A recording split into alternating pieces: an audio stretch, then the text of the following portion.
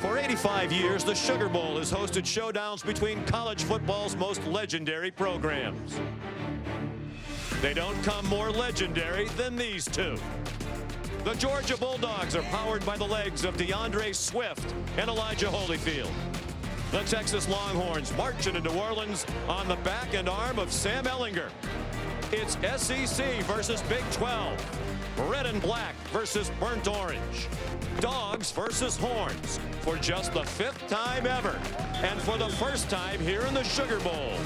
Sounds pretty sweet.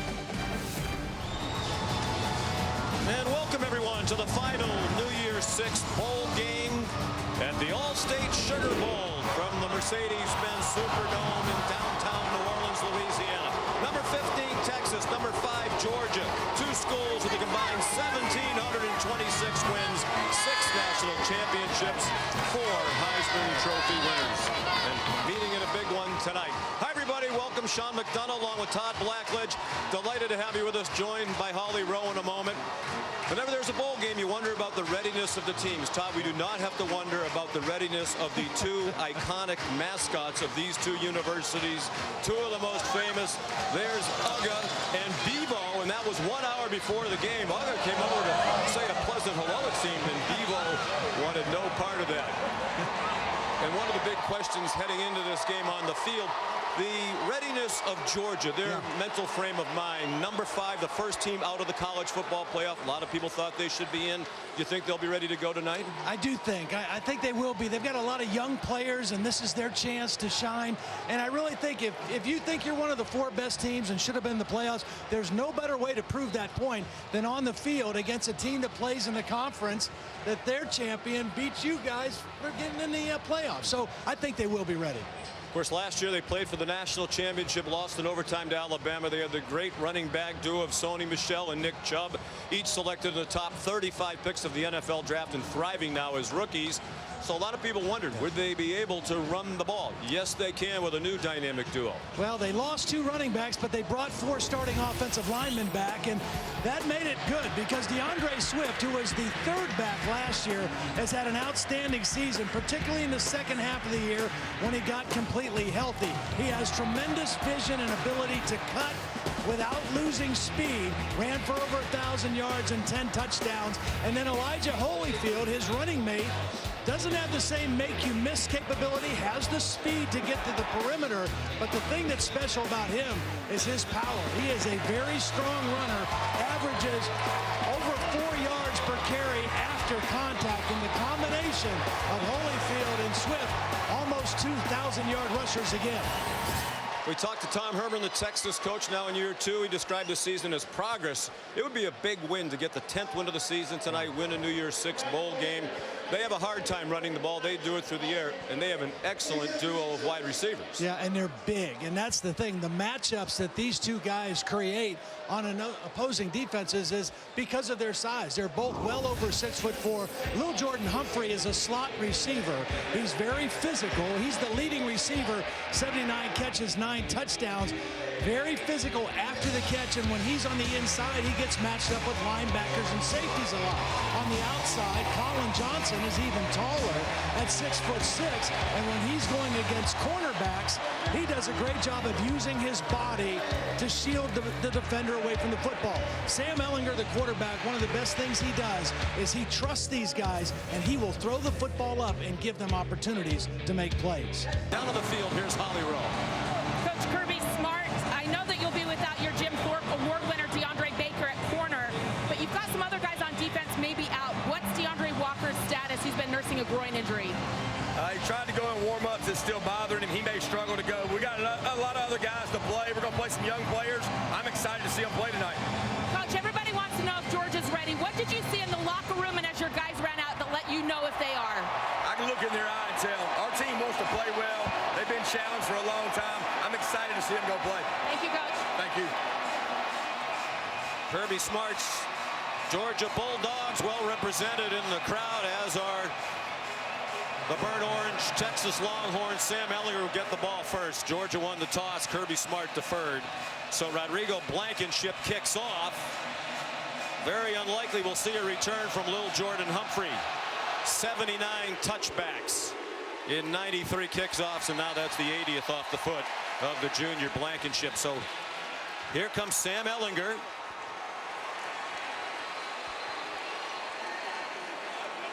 The Texas quarterback out of Austin, Texas, Westlake High School, the same school that produced, among others, Drew Brees, and he came out tonight wearing a Drew Brees Westlake High School jersey with number 15, paying tribute to the man who has occupied this building with great distinction for so many years. He attended Drew Brees' camps as a youngster. Trey Watson, the running back for Texas. Andrew Beck, the shifting man. And here's Watson. Puts his head down and then got stood up after a 7-yard gain. Here's tonight's Chick-fil-A impact players. Todd told you about little Jordan Humphrey and Colin Johnson. 144 combined receptions. And they get 145. Humphrey driving out toward midfield and crosses midfield to the 49 of Georgia. And watch for Texas to go fast now, using tempo. That's the matchup problem with inside receivers. As big as Humphrey is, he catches those slants, and he is very physical after the catch.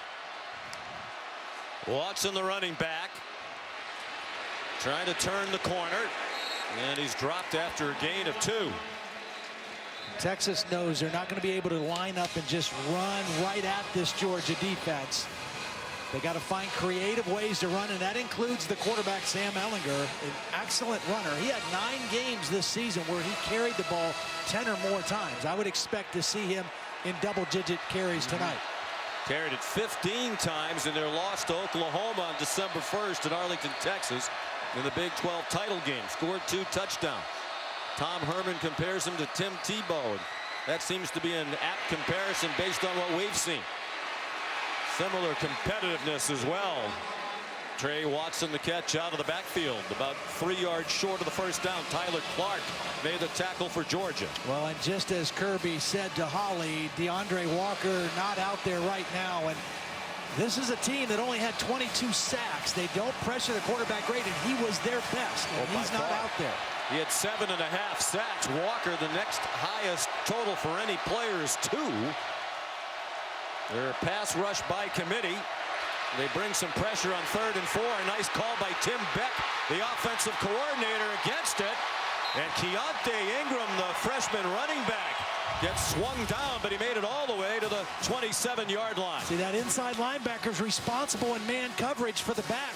Coming out, he gets hung up in the wash, and that's an excellent call, anticipating a blitz and man coverage by Tim Beck.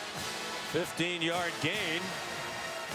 Trey Watson and Keontae Ingram saying enough of the hype about DeAndre Swift and Elijah Holyfield. Don't forget about us. Doing it in the passing game, the running backs, the play fake, a good ball by Ehlinger, and another first down to Devin Duvernay. Well, this is an excellent drive here for Texas to start. As you take a look at DeAndre Walker pacing the sidelines. Good blend of a few runs, play action passes, some quick throws. And they've got this Georgia defense a little bit back on their heels. Again, a lot of young guys out there for the Bulldogs. That's been the way throughout. They substitute liberally all over the defense. He did their game against Auburn at midseason. There were a number of times 6 or 7 defenders running on at once. Play clock at 3. Ingram wrapped up and swung down by Jonathan Ledbetter, the senior from Tucker, Georgia, coming to the end of an outstanding career. His motivation level was obvious when we talked to him yesterday. Yeah. He was ready to go 24 hours ago. Very focused, wants to play well, wants to improve his draft stock. He's going to go play in the Senior Bowl. He's a highly motivated young guy playing in this game. Second team All-SEC design quarterback run for Ehlinger. And Georgia ready for him. Jawan Taylor leading the way. Of course, Todd, this Georgia defense, another issue. Mel Tucker was the coordinator all year. After their championship game against Alabama, he left to be the head coach at Colorado. So it's signal calling by committee on this Georgia defense with Kirby Smart heavily involved. Yeah, Glenn Schumann is up in the press box. Dan Lanning is on the field. And, of course, Kirby Smart very involved in the defensive calls as well. Big call here on both sides of the ball. 4 minutes in. Impressive opening drive for underdog Texas. Can the Horns punch it in? They can get a first down at the 3. Ehlinger fires, caught. Humphrey has the first down inside the 2-yard line. Really nice route by little Jordan Humphrey. He's going to press against the defender and roll back inside and use that big body again. And Ehlinger, with good protection, hits him for the first down. Again, the rapid pace. And Ehlinger runs it in, a la Tim Tebow. Touchdown, Texas. What a start for the Horns.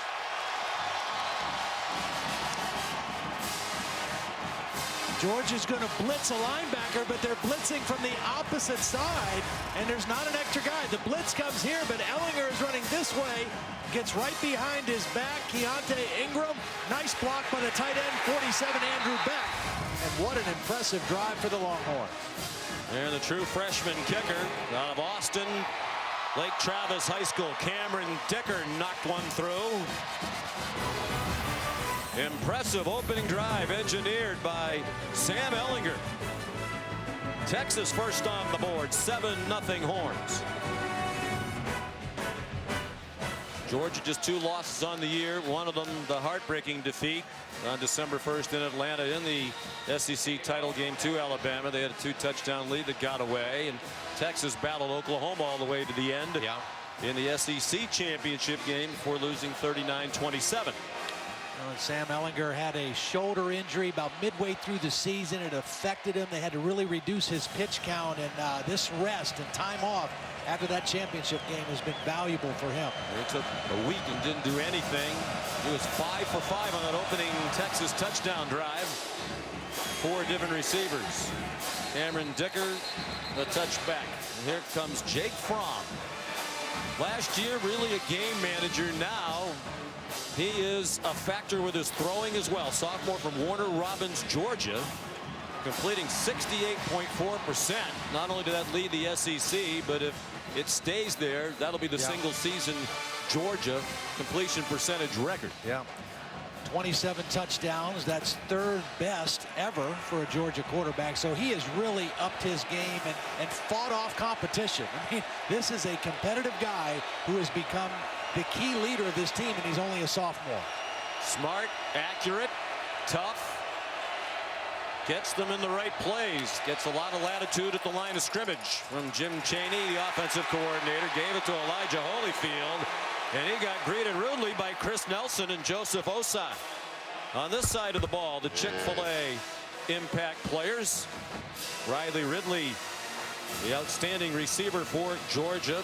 Brother to Calvin Ridley, the former Alabama receiver. Charles Omenihu, the defensive lineman of the year in the Big 12, and Gary Johnson, their leading tackler.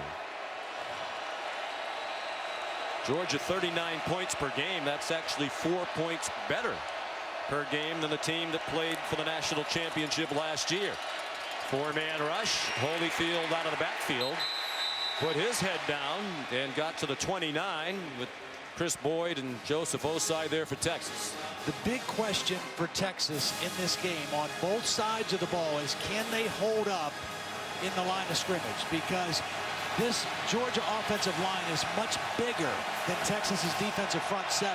They're going to rely on quickness and stunts and slants like they did on that first down play. But this is a very big and athletic Georgia line. Massive was the word Tom Herman used. The smallest player on that offensive line is the center, Gilliard, 6'2", 308. Fromm on target with a man wide open. Terry Godwin tried to dance away from Brandon Jones and could not. But it's a Georgia first down to the 40-yard line. Well, Godwin's going to come right here in a little crossing route, right in front of the eyes of the quarterback. Good pocket protection.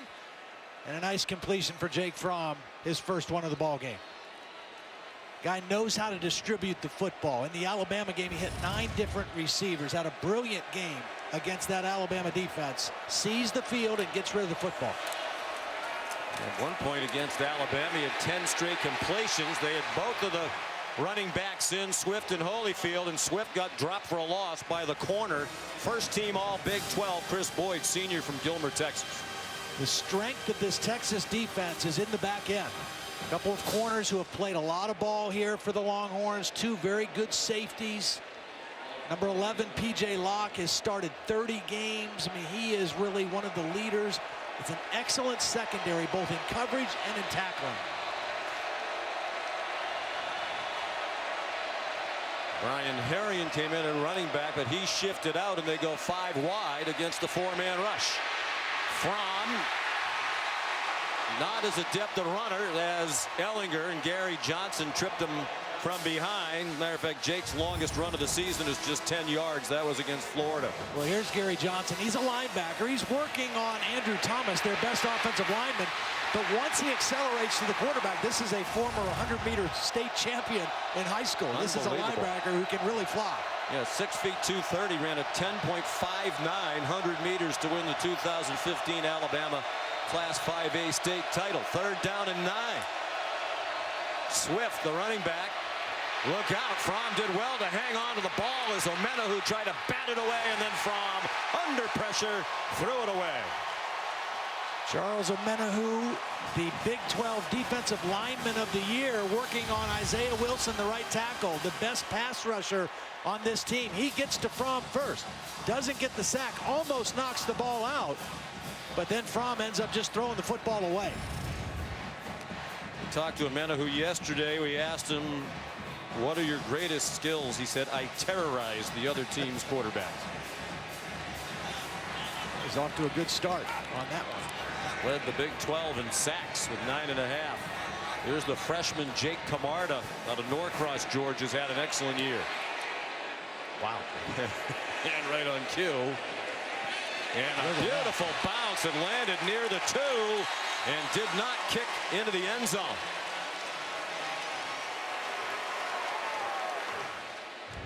Richard LeCount downed it. Well, as we're going to break, the men and women in our truck showed you the shot of the punter, Jake Camarda, going down on a knee, and they did it for a reason. His knee was down, and while we were away in the replay booth, they took a look at it, and they are going to mark the ball all the way back at the 27-yard line of Georgia, where his knee went down. The punt was down to the Texas 7. Yeah, 70 yards of field position swing. And I would expect Texas, after that play, to really take a shot right now, because now you've got an opportunity to really stick one in there and put the pressure on this Georgia team.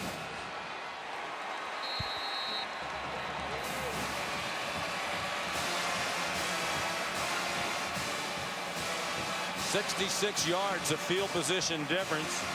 Nick Moore, an experienced snapper. As a matter of fact, he's been invited to the Senior Bowl. Trey Watson, the running back. Everything going Texas's way to start this game. Halfway through the quarter, and Sam Ehlinger's pass over the middle, batted down by Devontae Wyatt. Part of that rotating defensive front. Sophomore from Decatur, Georgia. Again, how will the Texas offensive line hold up against this Georgia defense? So far, it's early, but so far pretty good in their pass protection for Sam Ehlinger.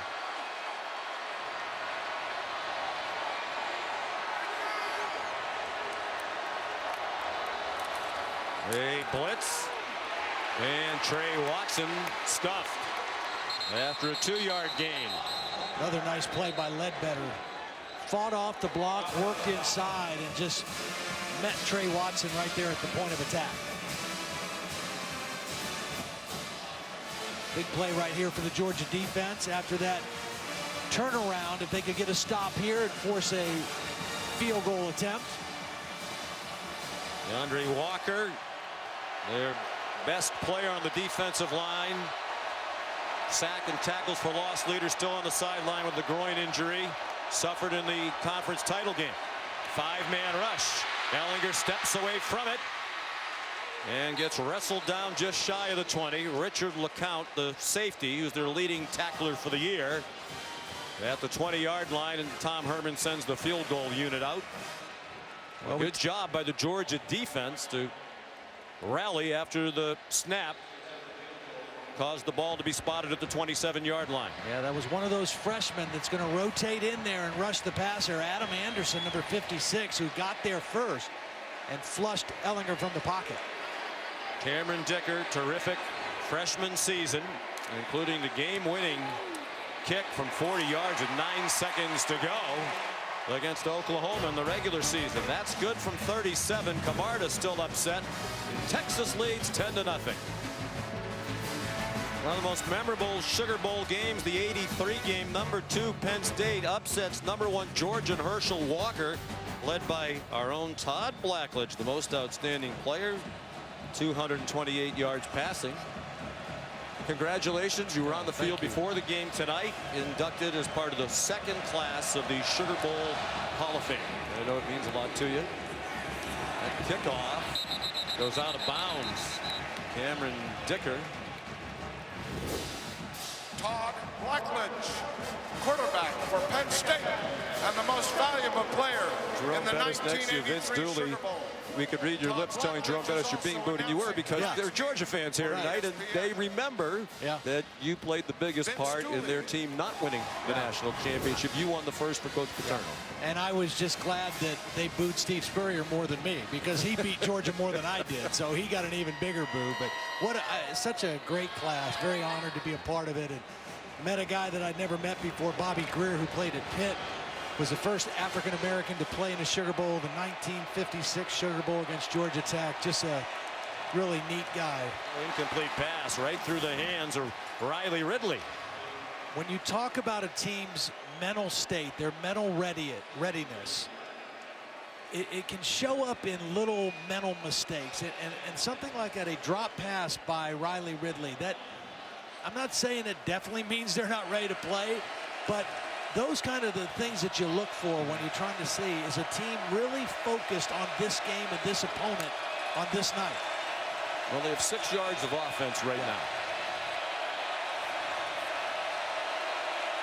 1 minute to go, first quarter. Inside handoff to DeAndre Swift. Ball's out. The ball is out. A pile up at the 13. The Horns say they have it, and they do. Gerald Wilbon came up with the football. It's a fumble recovered by the defense. Touchdown, Texas. Well, the hit was one of the guys that Holly was just talking about. Freshman B.J. Foster, number 25, is going to come up and knock the ball out, along with Anthony Wheeler, number 45, and Wilbon, who played in this building as a high school senior in a state championship game.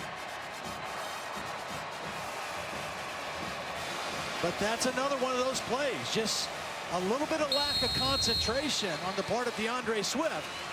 And Texas in great field position again. First turnover of the game, although the knee down on the punt certainly felt like a turnover for Georgia. And some trickery. Little Jordan Humphrey to Ehlinger. Bounces off the hits and gets an 8-yard gain. Humphrey has already thrown a touchdown pass this year. He's caught one, obviously more than one. He's rushed for one. He's done it all. Watch Ehlinger bounce on. Now, Richard LeCount is the leading tackler on this Georgia defense, and he could not bring Ehlinger down. Blitz on 2nd and 2. Ehlinger buried back at the 10-yard line. Looked like he wanted to run, didn't see any running room, thought about throwing it, and Malik Herring ended all thought processes. Pressure by Georgia. He actually had enough time. He's got to throw that one out of the back of the end zone. Excellent coverage. It wasn't an all-out blitz. It was a zone pressure, so there were plenty of defenders. Well designed by the Georgia defense, and now 3rd down and 7. That's the end of Gets us to the end of the first quarter. Can Georgia cover up for another mistake with its defense on the field? The All-State Sugar Bowl back right after these messages. You're watching the All-State Sugar Bowl. Sean McDonough, Todd Blackledge, Holly Rowe. We go to the second quarter. Texas leading 10-0. And Todd, the first play of the second quarter feels big to me. Texas got only 3 on the last short field. Georgia trying to force another field goal attempt. I think if Ehlinger gets Colin Johnson in single coverage, he's going to give him a shot. He's up here at the top, 6'6" wide receiver. Georgia without DeAndre Baker, the corner, won the Jim Thorpe Award as the best DB in the country. Ehlinger eludes the rush. Ehlinger, touchdown, Texas.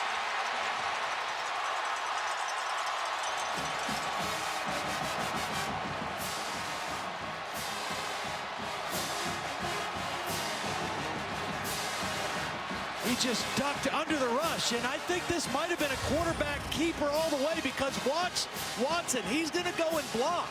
Ehlinger, the pressure gets there quick. He ducks under it, and then he gets right behind the block by Trey Watson. The fact that he was blocking downfield says that was a quarterback draw on 3rd and 7, and Ehlinger made a great play. Well, they have so much faith in his ability to run. Yeah. Tom Herman said he's Tim Tebow. And the more you watch him play, the more he resembles him in all facets of the game. Yeah. And here's the comparison. Sophomore year for Tim Tebow, Florida 2007. And for Sam Ehlinger, you said Tim put up the numbers. I take it back. Well, the other day I compared Ian Book to Drew Brees, and then Notre Dame had, what, I don't know, like 1 first down. I can't remember what it was. I tried to forget. So a big hole. Well, this is where you need Jake Fromm right here. I mean, he has been your leader. You know, and when we talked to him, it was interesting because he said, you know, we got a lot of young guys. I think they're going to be ready to play. Some of the older guys, you don't know for sure, but we hope everybody's going to be on point. But now this is the time when Georgia needs him. They need him to step up and make some plays, rally the troops, and put a good drive together here. There's still a lot of football left in this game. I thought Jake Fromm, we talked to a lot of the players, coaches about the emotional readiness. He gave the most honest answer. Yeah. He didn't say, oh, everybody's ready to go. We had great practice. He said, you know, I think it's going to vary person to person, as you said. Elijah Holyfield ahead for 4. Of course, the other distraction we haven't mentioned yet, Justin Fields, number 1 prospect out of high school last year in the country, backup quarterback, freshman from Kennesaw, Georgia. Lots of rumors in the lead up to this game that he is transferring. Kirby Smart said, I don't think that decision has been made yet. I hope he stays. He's actually the roommate here in New Orleans of Jake Fromm, and Jake said, I don't know what he's going to do, but most people believe Fields will be leaving after this game. Charlie Warner, the tight end, with the catch, and spun down by P.J. Locke just short of the first down by a yard. And to Justin Fields' credit, according to everybody that we talked to, he is completely locked in. His practices has been good. He's taken all the second reps. He's been fully engaged. So no matter what his future plans are, he seems to be in the right place here in New Orleans. Big play for Georgia. Trying to just get a first down. And it's a struggle, but Brian Herrien gets it by a yard. Here's Holly. Well, in the early days of Georgia Bull practice, someone close to the team told me that things didn't go well the first 3 days of practice, to the point where they had to sit some starters and say, look, if you're not willing to prepare and have the energy and the pride that we need to get ready for the Sugar Bowl, you're not going to be a part of our team. So guys had to sit. They sent a message to everybody that you better get ready. And they told us that they've been flying around, that guys had a better attitude lately, but the early start was very difficult. Well, they have a first down. And here's Herrien. Tough run. He delivered the blow to Brandon Jones. Well, and I think they're giving Herrien an opportunity here. Remember DeAndre Swift with this fumble deep in their own territory. And Herrien with 2 powerful physical runs back-to-back. This is their 4th leading rusher on the year. He just ran over Brandon Jones, the safety. Georgia with just 2 first downs, 27 yards of offense. Fromm completes for their 3rd first down, and Ryan Ridley broke a tackle. Gary Johnson a little woofing after he made the stop. I like it. I like the bounce. Herrien gave them a little bit of a bounce in this drive. He converts the short yardage, He runs over the safety, and he bounces off the field, and Elijah Holyfield bounces onto the field.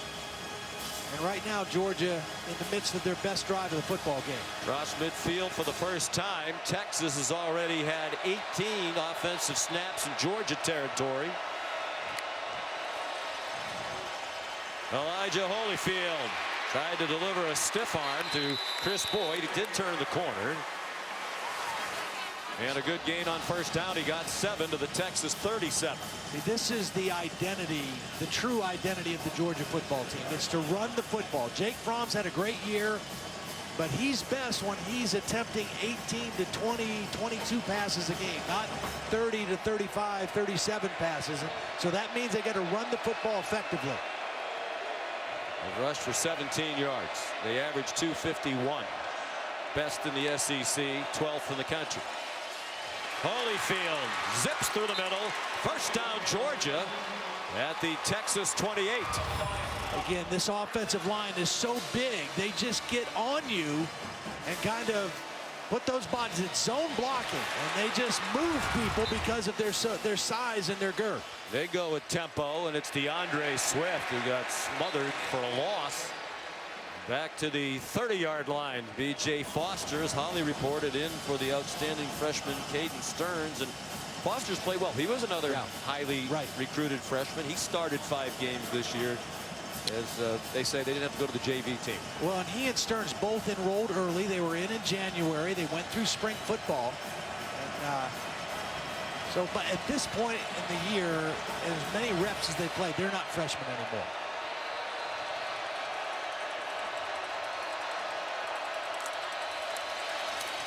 On 2nd and 11. Fromm mobile enough to get away from the initial rush and then slid down as Malcolm Roach approached. When you asked Jake yesterday, Todd, how do you want to get better with an eye toward next season? I said I'd like to be more effective in the run game. Yeah. Well, run game and extending plays and throwing on the run with accuracy. I think all the things that you see guys at this level and the next level doing to make themselves better players. He's held off the top recruit in the country, Fields, who played in 12 games because Fromm is 23-4 as the starter and has done just about everything else well except run the ball. They don't need him to be a runner. He's on target to the right man, and it's a first down. Riley Ridley run after the catch. They're inside the 20 for the first time tonight. Nice read. This is just zone coverage. Ridley's the underneath receiver. Texas dropping deep in zone coverage. The right read. You look deep to short and allow your receiver to run for the first down.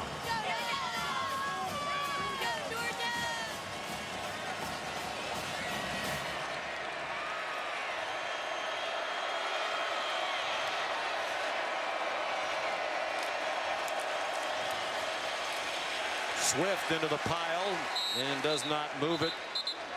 Gerald Wilbon in there. Menahu again, all fired up. Texas really sold out on that first down play. They brought a corner blitz. They brought inside linebacker pressure.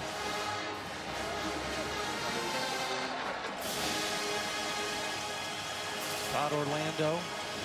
He can still play. Oh, yeah. Former linebacker at Wisconsin. Played on their Rose Bowl team. The 94 season that beat UCLA.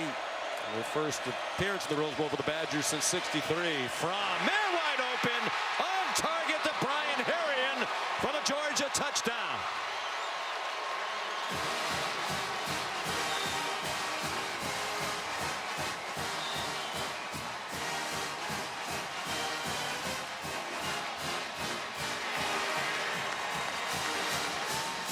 Really well-designed play, getting Harrion out of the backfield. The tight end is going to run down the seam and kind of seal off the safety. Harrion goes right down the gut here. It's a play action, so it holds the linebackers, and Harrion gets right into that soft spot. Isaac Nada with the little screen, and well-executed touchdown. Rodrigo Blankenship just did make it. That's 244 in a row PATs for the University of Georgia. 152 of those off Blankenship's foot. 12 plays, 75 yards is a 17-yard touchdown reception. First touchdown catch of the year for Brian Herrien. Pump that one into account. I'm a little worried about Dumbo flying in here with the obvious tension between Bevo and Uga in the pregame. Bevo has calmed down. Bevo was ornery from the moment Bevo arrived tonight. Yeah. If you tuned in late, Uga, 10, weighing 62 pounds, went over in the pregame. I think a very sportsmanlike display. And Bevo, 1,700 pounds, 58-inch wingspan on those horns. Attacked Uga. Yeah. Well, Ehlinger's 8 out of 10 for 80 yards passing. He's rushed for a couple. He's in trouble. Ducks under the hit from Aziz Ojulari, and that was a big whiff by Ojulari as Ehlinger ran all the way inside the Georgia 40. well, Ojulari is one of those guys who has not played any meaningful snaps. He had a knee injury in high school. He's cleared now, but he wasn't able to bring down Ehlinger. And because it was man coverage, the crossing route by Colin Johnson from that side left a void, and Ehlinger took advantage of it. Ehlinger avoided him like he was an Aziz. 46-yard line. Thank you for the courtesy chuckle. I'm sure Dumbo will be much funnier when it appears on March 29th.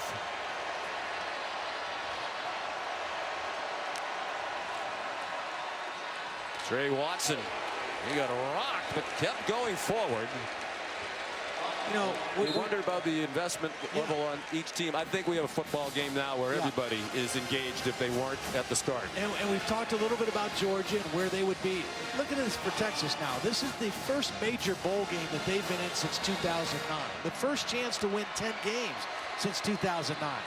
They lost to Alabama in the title game, BCS National Championship game in Pasadena that year. Little Jordan Humphrey. And that's Devon Wilson playing his first snaps as a Georgia Bulldog tonight. True freshman, hurt his knee in the offseason, has rehabbed all year to get out here. And as you can tell just by looking at him, they loved him. He came in, he was highly recruited, enrolled early, went through spring. Second day of spring football, he tore his knee out. And so this is his first action in a game since that happened. Looks like he might have spent some time in the weight room while he was rehabbing the knee as well. Another one of the most highly recruited players in the country. But Watson breaking a tackle down the sideline and bumped out of bounds by J.R. Reed. LeCompte, their leading tackler for the year, with a big miss at the start of the play. Well, just didn't wrap up. He made good contact, but Trey Watson ran through the tackle and turned it in from a loss into a big game. Impressive response to the Georgia touchdown to this point by Texas.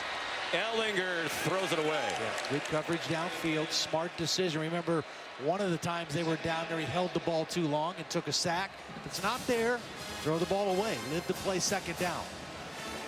We visited with Tom Herman yesterday. I said to him, after having done their Oklahoma Conference Championship game, Sam Ehlinger is better than I thought. Tom Herman said, me too. Yeah. When he arrived at Texas, he didn't know that Sam Ehlinger would be this good. He won a battle to be the starting quarterback with Shane Buechele. This is a part of the field where you always have to be concerned with him running the football. And they were ready for him, so he pitched it, and they're ready for Keontae Ingram as well. Nice play by J.R. Reed, the safety. He read that quickly, ran across the field. Herring forced the pitch, but watch J.R. Reed, number 20, coming from the top. He's going to force him out of bounds for a loss of yardage on that play. He's an excellent player. Wasn't highly recruited. Went to Tulsa and established himself as a college player. Transferred to Georgia, the son of the former NFL player Jake Reed. 3rd and 12. Out wide. Keontae Ingram, a lot of ground to gain and didn't get anywhere near the first down. Adam Anderson, one of those true freshmen, playing more tonight because of the injuries ahead of him on the depth chart. Made a big play. Freshman out of Rome, Georgia. We were talking during the break. This defense is just too fast for some of those perimeter plays to work. Unless you catch him in a blitz or you catch an inside coverage guy out of position, they're going to get to those perimeter plays pretty quickly. Good timeout. Good use of the timeout by Kirby Smart. And a good stop. There's Cameron Dicker. The 30-yard attempt. He's made 7 of his last 8. He's made 8 of his last 9. So just 118 yards of offense in the half for Georgia. Great first half for Tom Herman and the Texas Longhorns. Holly? Coach, you were worried about this rushing attack of Georgia, who averages over 200 yards a game on the ground, but just 29 yards. What have you been effective doing up front? Well, I think the defensive staff is doing a good job of bringing pressure. We're playing really, really hard up front. And again, the first down pressure is something that, we knew we were going to have to do to load the box. And our guys have survived on the perimeter for the most part. What do you want to try to establish more offensively in the second half? We got to run the ball between the tackles a little bit better. We've got great field position. This is a really good team we're playing, and we can't settle for a bunch of field goals when we get down there in the red zone, so we're going to have to find a way to punch it in the end zone. Thank you, Coach. Thank you. The Indeed halftime report with Adnan and Jesse and Joey coming up right after these messages. Welcome back to the All-State Sugar Bowl from New Orleans. Texas raced out to a 17-0 lead as we head for the second half. It's 20-7 in favor of the Longhorns. Welcome back. Happy New Year. Sean McDonough along with Todd Blackledge, joined again in a moment by Holly Rowe. The number that stands out in the first half, Georgia, leading rushing team in the SEC, just 29 yards rushing. Yeah, I thought Texas was definitely more locked in to start the game. They played with great fire, great passion. You heard Tom Herman talk to Holly, and I think it'll be a different second half. I think we'll see a different Georgia team in the second half, but they've got to get DeAndre Swift going. He had -4 yards and a fumble. Because of the penalty against Georgia at the end of the half, and Texas kicking off from midfield. Tom Herman tries the onside kick, and Georgia was ready for it. I don't like it. I don't either. I don't like it at all. I don't like giving Georgia this kind of field position. You had a huge field position edge in the first half, and that was a big part of your success. Yeah, that's overthinking it a little bit, if you ask me. And here's Elijah Holyfield. That run gets him over 1,000 yards for the season. So both he and DeAndre Swift over 1,000, as Todd said in the first half. They're the first school that back-to-back seasons with 2 1,000-yard rushers involving 4 different people. 4 different guys. Tony Michel and Nick Chubb, both in the NFL, did it last year. I also don't like it. Almost says to your team, if you're Texas, I think even though we're ahead, we have to do things like this. Yeah, well, I don't like it. Yeah, you said that quite articulately, I might add. Well, and here's the thing. As you see another typical kind of run play on first down that Texas had in the first half. Your advantage in field position in the first half, you started on your own 45. Georgia started on their own 24. You were in their territory. Part of that was the turnover. Part of it was the punter for Georgia putting his knee down. But why start the second half and risk that? And Tom Herman told us yesterday, because they are a gain ground in small chunks, no 50-yard plays, they are a field position team. That's, to a large extent, got out of college football now with the way these offenses go up and down the field, but it's still particularly important for Texas. Brian Herrien, defense trying to back up its coach, and Brandon Jones, the safety, up near the line of scrimmage, involved in that play. The last 3 games of the season, and that included the Big 12 championship game against Oklahoma, Texas's run defense was the best it had been all season. They held their opponents to about 119 yards per game. They held Oklahoma, who was a great running team, to under 150 yards.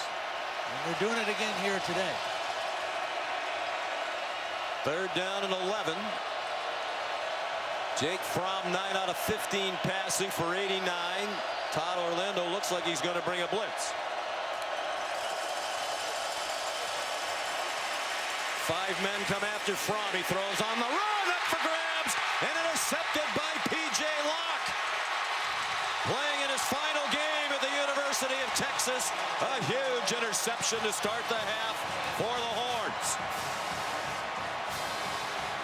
Jake Fromm is trying to extend the play. He's going to try to leave the pocket and make a throw, but watch Anthony Wheeler, number 45, right there.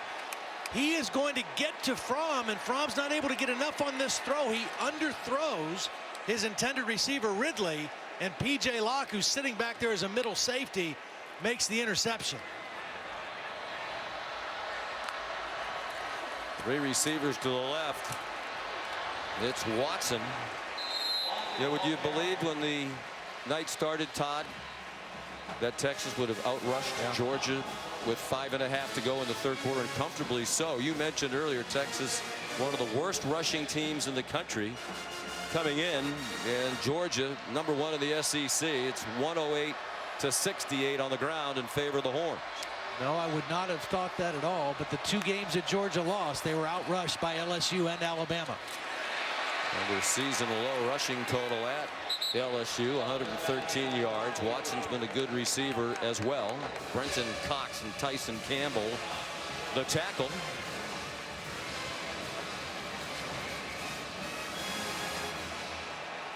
They go quickly, want to prevent a substitution, a blitz, and Ehlinger runs through it, and they're out to midfield with another Texas first down. Well, they're going to pull the backside guard, Vahe, right up in here, and then watch Beck, the tight end, get a block. This is just quarterback power run. I mean, this is by design all the way. Ehlinger knows how to get that first down. Now he's straight back to pass with plenty of time. Going deep for Devin Duvernay in single coverage, and he did not make the catch. The true freshman, Tyson Campbell, there for Georgia. This is a good throw, and it's very good coverage by Tyson Campbell. He's right there. He finds the ball. He plays through the hands. You can't play the cornerback position any better than that. Here's a 5-star recruit coming out of American Heritage High School this year in South Florida, Tyson Campbell. 2nd and 10. Ingram throwing the ball to the backs has been a nice wrinkle for Tim Beck, the offensive coordinator. Natrez Patrick made the stop for Georgia. Ingram's 3rd catch. Watson's had a couple. There's Tim Beck, offensive coordinator, then at Ohio State, Nebraska. Very balanced offense for Texas tonight. Good mix of run and pass. It's a pass on 3rd and 6. A flag down, a deep throw, double coverage. Looks like 2 Bulldogs fighting each other for it, and J.R. Reed has the ball. There is a flag thrown where you'd expect an offensive holding penalty, but you never know. It's probably going to be holding. And the interception, you hate to see that if you're Tim Beck, but it's almost like a punt as well. It's 3rd down. Holding, number 77, offense. That penalty is declined. The result of the play is the interception. First down, Georgia. Got Patrick Vahe for the hold right here, number 77. Yeah, that's a wrestling takedown. Easy call. And again, you hate the interception, but this is just as effective as a punt. Heck of a play by J.R. Reed. Does he have it? Wow. Jake Fromm on 1st down. Off his back foot, man open, and the ball knocked away from Jeremiah Holloman by B.J. Foster. In for the injured Caden Stearns. And if Stearns much better than what Foster has seen tonight. Stearns and Foster, is that a mattress? It's going to be a good safety duo in the Big 12, that's for sure. Perfect timing by Foster. He just read the eyes of Holloman. As soon as he saw him go for the ball, he just ripped that arm right between the arms of the receiver and knocked the ball out. Excellent play. Tremendous performance by this Texas defense tonight. Georgia's not found a rhythm. DeAndre Swift ducks ahead to the 15 with P.J. Locke there.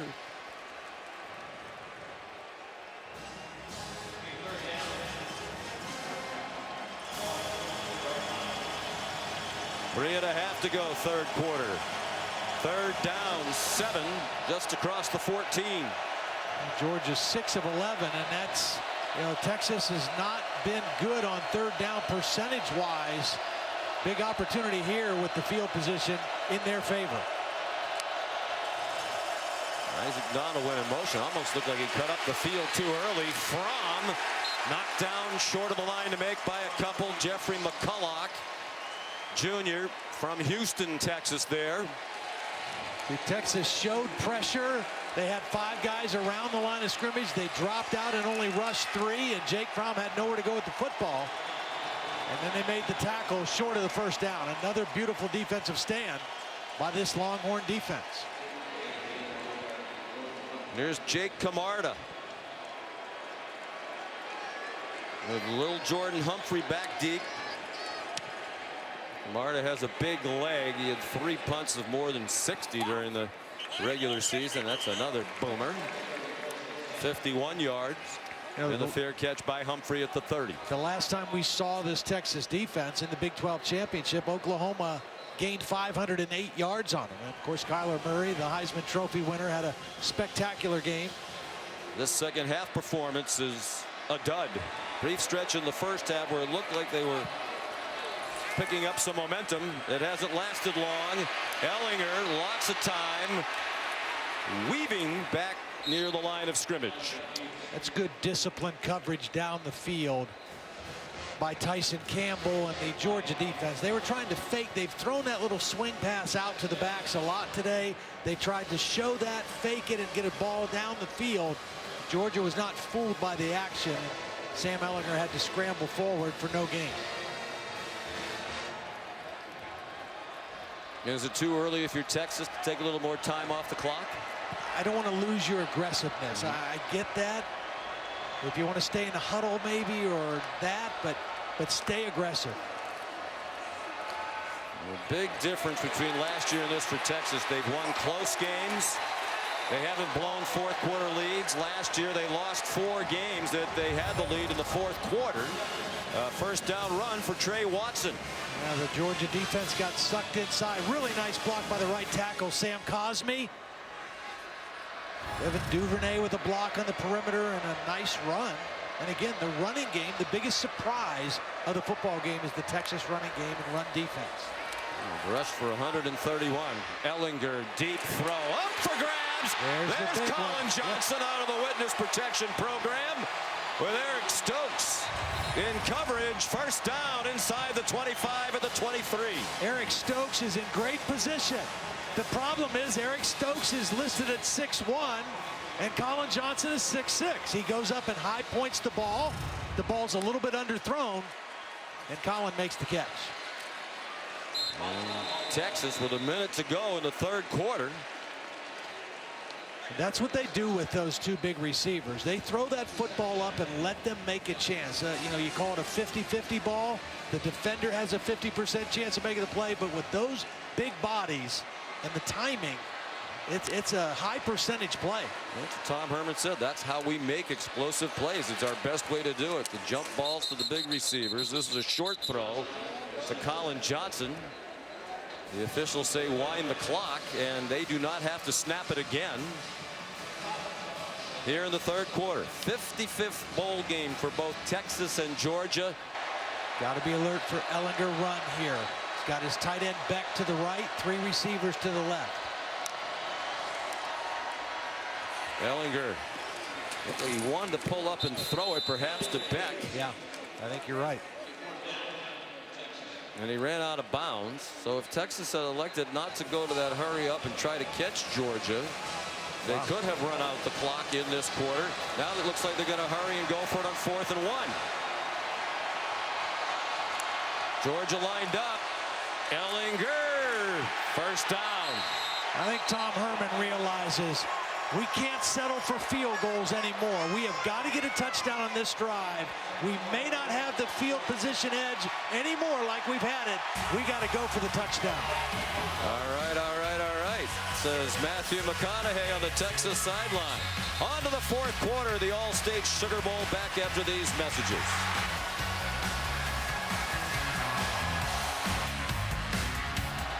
A review of the history of these 2 great programs.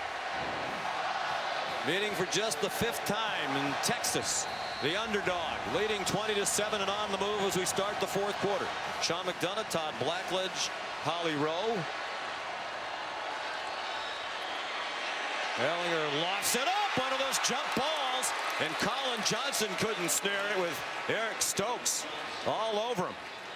Eric Stokes played tough on that one. This is a good throw by Sam. He beats the blitz. He gives his guy a chance.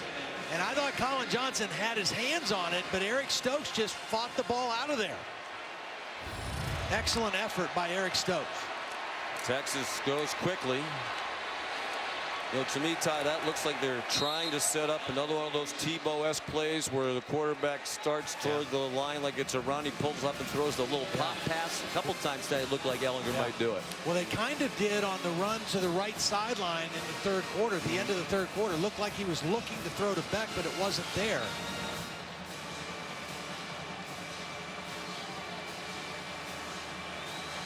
I like this formation. We saw this in the Big 12 championship where they put Humphrey and Colin Johnson on the same side of the field.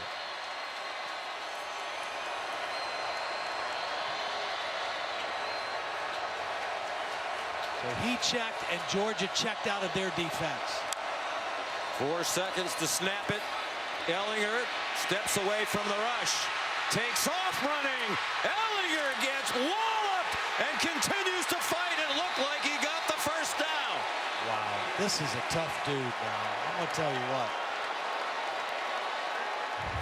I don't know if Georgia has played a quarterback that runs with this kind of physicality. He is not going down. You know, Kirby Smart told us this in our meeting. He said there's no games after this. The guy's going to run the football. They don't have to worry about resting him. And Tim Tebow has to love that because this guy is a physical, competitive guy. Here he comes again, feeling his way. The official on the near sideline says he's not in. Wow. But from up here, it looked like he was. But the line judge, Dale Keller, obviously well positioned. Was the knee down before he broke the plane? Wow, I think we'll take a look at that.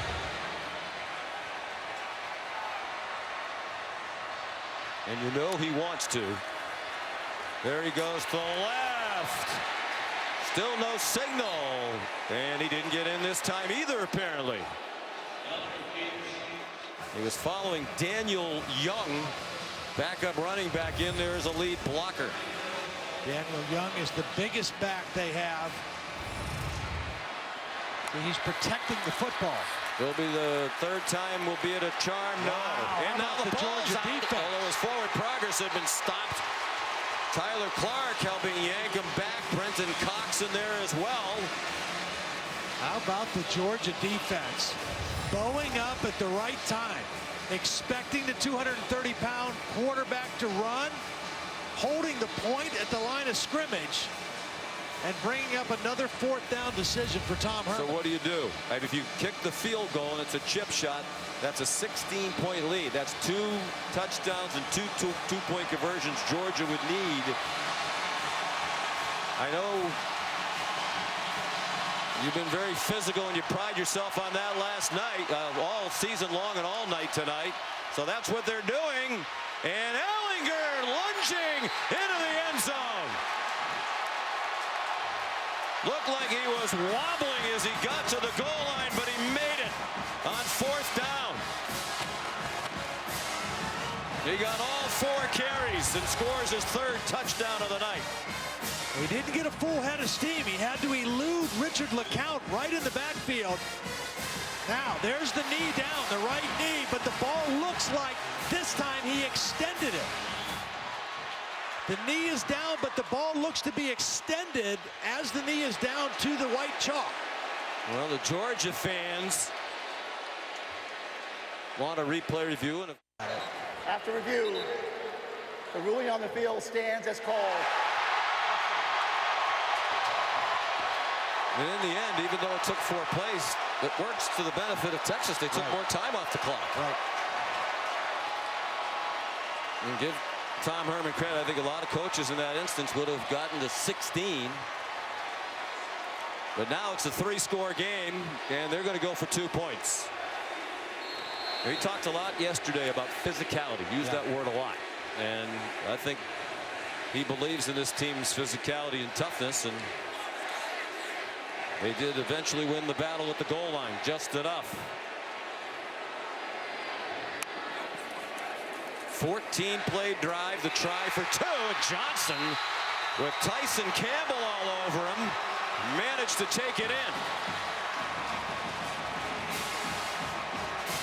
They sent 4 wide receivers to the wide side of the field. They isolate Colin Johnson one-on-one against Tyson Campbell. And they say, big fella, make a play. 11:49 to go. Texas with a 3-touchdown lead. 3 rushing touchdowns tonight for Texas quarterback Sam Ehlinger, giving him 16 for the year. That's the single season Texas record, which was 14 by Vince Young and Don Wigginton, who played back in 1971. Here's Mecole Hardman. Georgia desperately needs a big return, and it's a good return to the 34. Georgia's offense held to 174 yards and only 7 points so far. And they need to operate with urgency now, down by 3 touchdowns. Good catch.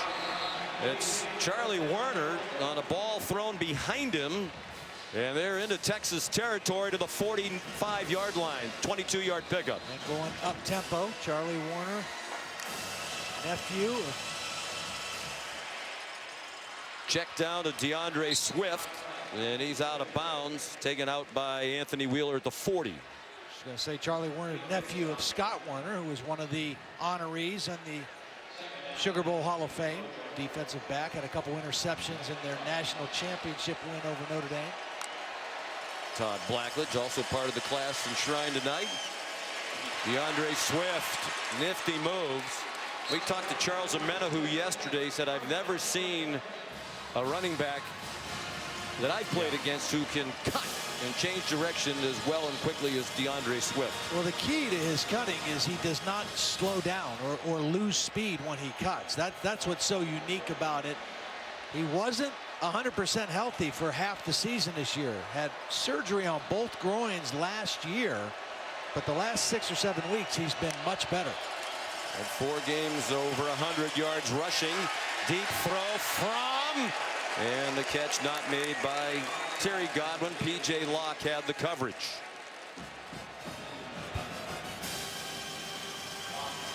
A long way to go in this one, Todd, but it's way too simple. People analyze this game as well. Georgia just wasn't into it. They thought they should have been in the playoff. You know, Texas has demonstrated it's a really good team, has outplayed them, has earned the score such as it is right now. They've executed well. They've been more physical. They've made more plays. And more talent coming. As they're trying to uptick the recruiting just as Georgia did. Here's Jeremiah Holloman inside the 5-yard line. 31-yard play. Georgia swiftly on the move. 10.5 to go in the 4th quarter. Tight formation. Holloman gets on the crossing route. Chris Boyd got bumped a little bit by Isaac Nauta. That knocked him off coverage. And Jake Fromm hit him. And Jake Fromm hits Mecole Hardman for the Georgia touchdown. Well, they needed to go quickly, and they did. Well, that time the tempo caught Texas. P.J. Locke was responsible for coverage. Watch P.J. Locke. He's right here. He's responsible for that guy right there. He's too late getting there. The ball snapped, and Jake Fromm gets his team in the end zone very quickly. Yeah, 1 minute and 24 seconds to go 67 yards in 6 plays. Hardman's 7th touchdown catch of the year. And here's Rodrigo Blankenship. You know, watching a couple of those games this afternoon, Kentucky had a big lead on Penn State. LSU had a big lead on UCF, and both those teams fought back. They didn't win, but they sure made it interesting in the 4th quarter.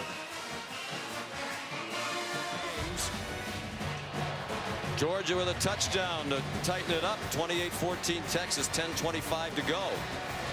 And here's tonight's PlayStation Player Index. The night for Sam Ehlinger, who has set the single season Texas record for rushing touchdowns by a quarterback. He's also tied the Sugar Bowl game record for rushing touchdowns by a quarterback, 3. 19. Set by Jack Mildren. I know it wasn't you. 1972 for Oklahoma against Auburn. Of course, he was a great running quarterback.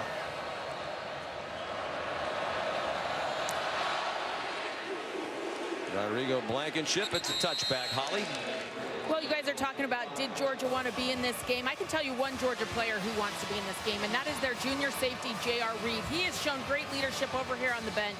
Before the offense started that series, he was saying, look, we're going to run down and score right now. It's up to us to get the ball back. He's trying to get his guys fired up.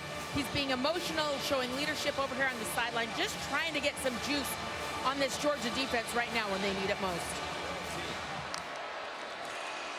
Sam Ehlinger's been the star of the night on offense for Texas. He gave it off to Trey Watson, who's had a very nice night in his last game for the Longhorns, and he's ahead to the 40 for a first down gain of 5 yards. Yeah, I mean, Watson's got 89 yards rushing, and he's running hard in between the tackles. You know, that's what Tom Herman told Holly at halftime. We've got to get better, have a little more success running between the tackles, and they've done that here in the second half. There's Trey Watson, the graduate transfer from Cal. He started 8 games in 3 seasons in Berkeley and has been a starter the whole season this year. So a nice cap to his career.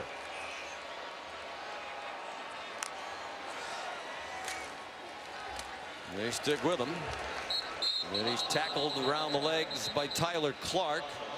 And Kirby Smart's not going to let the ball game go too much deeper before he starts using his timeouts. As a matter of fact, he's going to do it right now, and he's left with 1. Second charge timeout, Georgia.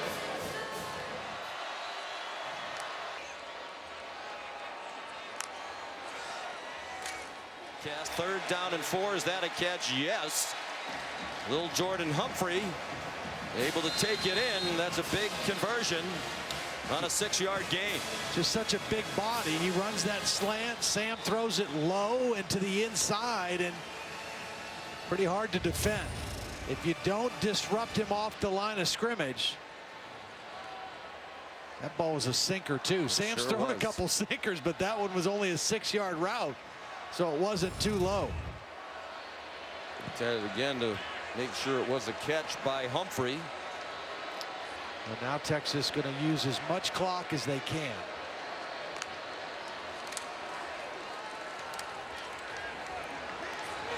Trey Watson.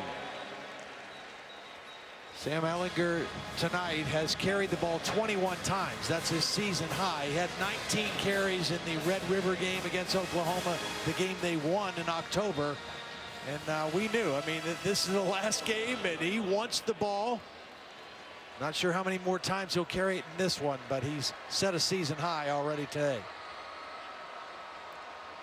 Trey Watson with that minimal gain, enough to give him 93 yards for the game, matching his high of the season. He had that against Iowa State as well in a mid-November game. Keontae Ingram takes over. Little dancing behind the line of scrimmage, did well to spin ahead for a couple, and now Kirby Smart will use the last timeout after the Malik Herring tackle with 4:20 to go. It's a 30-second timeout. Big play again. They just converted on 3rd down. Just a 3-man rush, a quick slant. Humphrey bounces off the hit and keeps on going, and finally taken out of bounds on the far sideline with a first down. 16-yard gain. Well, this time they ran the slant from the wide side. You see Beck. Now that could be offensive pass interference. Andrew Beck ran into the defender that was responsible for covering little Jordan Humphrey. It was not called, and Texas got the conversion. Adam Anderson had the first shot at him and did not get him down. And they're starting to feel it in the Texas sections here at the Mercedes-Benz Superdome. Under 4 minutes to go, clock running, no timeouts for Georgia.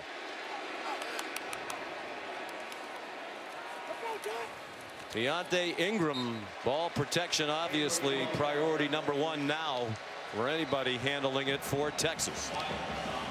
You know, I went back and looked at that play. That was not They blocked downfield because Lil Jordan Humphrey came right back to the line of scrimmage. It was by design. He caught it right at the line of scrimmage, so those guys can block downfield. Well executed for that big conversion.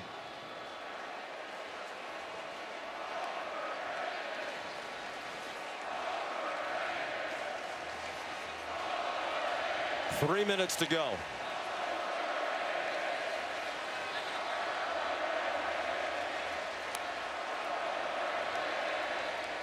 Trey Watson loses yardage. You hear the Texas fans chanting overrated at Georgia. You know, to their credit, we talked to them yesterday. They didn't make a big deal about not getting the college football playoff. I think Jonathan Ledbetter, the defensive end, said it very well. We had 2 losses. Notre Dame didn't have any. Yeah. He understood. There would have been a lot of angst around the country if a 2-loss Georgia team got in ahead of the other teams that did get in. And he said we had our chance against Alabama in the conference championship game. We didn't do it. So let's go out here tonight and prove how good we are. They're not going to do that.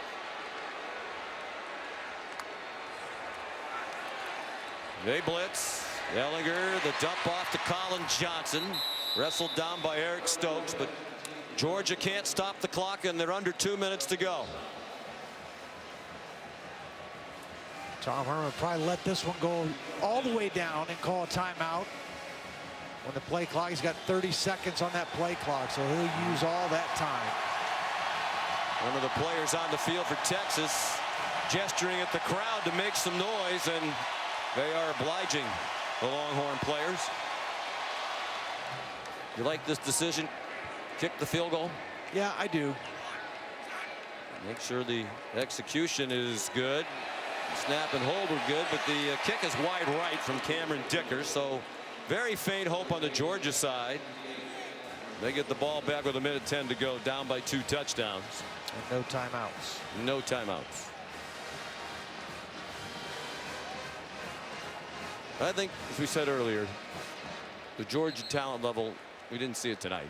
Right. And there's a lot of things going on. Again, give the credit to Texas. They won the game. For sure. But as we've traveled around and you just look at who's won over the years in college football, it has a lot to do with who has the highest rated recruiting class. Yeah. Georgia's had them. They're having another. And I think next year there will be, don't you think, top 5 for sure preseason? Absolutely.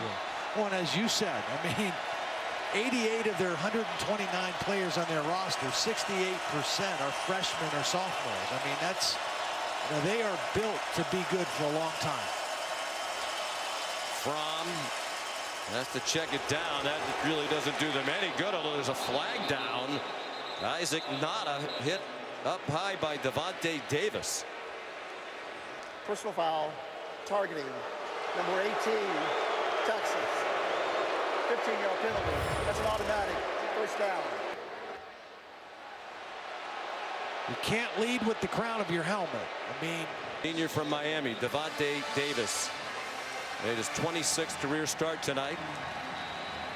You know, the veteran players we talked to said they want to be known for leaving the legacy of winning a New Year's Six game, getting the 10th win, getting Texas back to where Texas has been in the past, and Longhorn fans believe should always be. Well, they're playing a 3-deep kind of safety net coverage behind the corners. Fromm throws, and it is up for grabs and incomplete. Wow. Battle for the ball. Brandon Jones and Jeremiah Holloman, and it hits the turf with 46 seconds to go. Brandon Jones was in really good position to get an interception. He just couldn't get over the big body of Holloman. I mean, he timed it perfect. He just couldn't get over the top of him to get his hands on the football.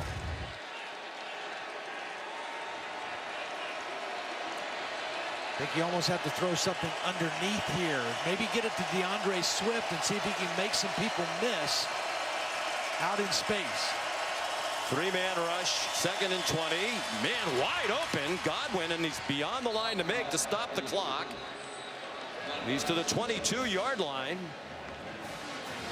33 seconds.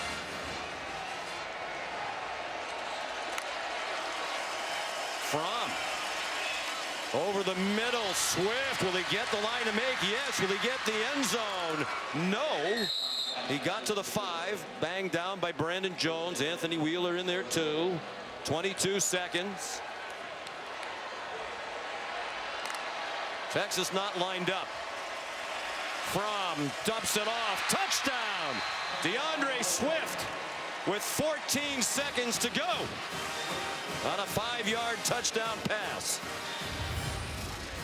They're just going to slip DeAndre BC. Look at the confusion here. That's a mayhem moment for Texas. And a nice job of Jake Fromm finding DeAndre Swift out of the backfield. There's Blankenship to try the extra point. Then there'll be an onside kick attempt.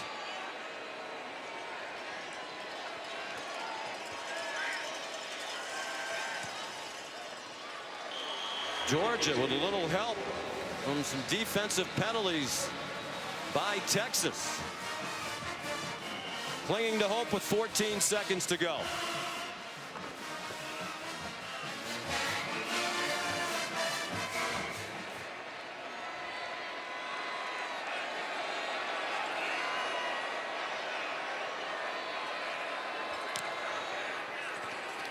And it's recovered by the Longhorns. Colin Johnson. And Texas will win the All-State Sugar Bowl.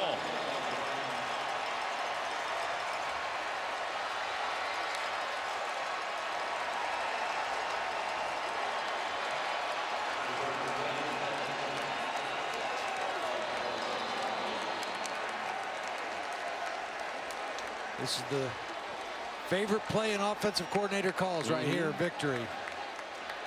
Interesting season for Texas. It started with an unbelievable loss at Maryland, given everything the Maryland program endured in the offseason. But they rallied quickly. Won 6 in a row. Got into the top 10, including that pulsating win against Oklahoma. It's going to be a 10-win season for the first time since 2009. In a New Year's 6 bowl victory. Texas never trailed. Knocks off number 5 Georgia. 28-21. Holding the Bulldogs to 72 yards rushing. Here's Holly with Coach Herman. Coach, it wasn't just that you won this game, but it was how you won this game with a physical brand of football. What did you see out there as you guys dominated that Georgia team? Well, we pride ourselves in our physicality. That's, you know, at this point in our program, that's how we're going to win games. That's always how we're going to win games. And I'm just so proud of how hard our guys played. They played hard early. They played hard late. They overcame some adversity. It was a complete team effort. It was also an aggressive effort. You went for it on 4th and goal. You had aggressive calls. What was your mindset trying to get this win? Well, our #1 goal coming to New Orleans to participate in the Sugar Bowl was to win the game. And we weren't just happy being here. We were going to win the game, and we were going to do everything it took to win it.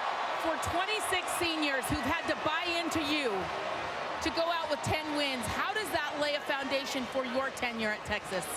Well, I will tell you, they are going to go down as the most influential senior class, certainly in our tenure here, because of the culture that they have instilled, the culture that they have upheld as well. And that locker room has finally become a player-led team instead of a coach-fed team. Thank you, Coach. Thank you. 4 years as a head coach, 2 at Houston, 2 at Texas, and hasn't lost a bowl game yet.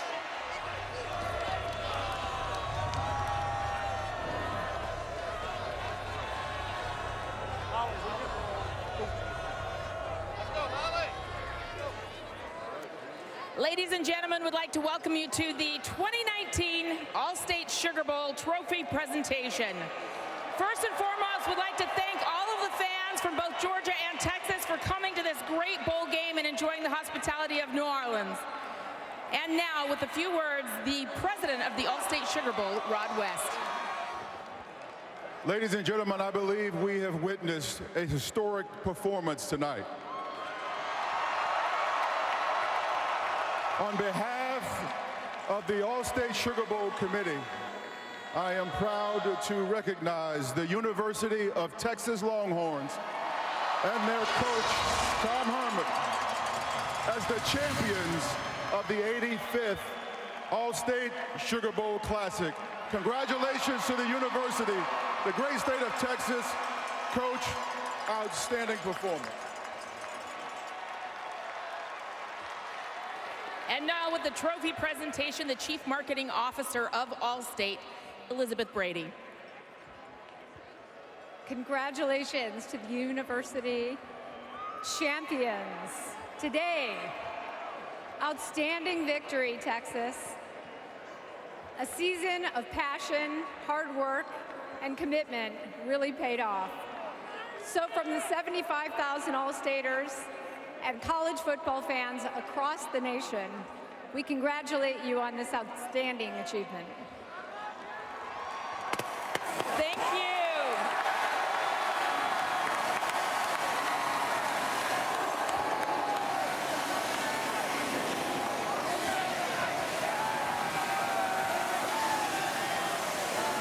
So Coach Herman, the trophy is apparently too heavy to hand to you. But what does this mean for you in your second season with Texas to set this benchmark in such a prestigious bowl game with a win over Georgia? Well, our hats off to the University of Georgia. Kirby, I've got a ton of respect for him and his program and what they've done the last few years. But as far as our program, I think it means we're headed in the right direction.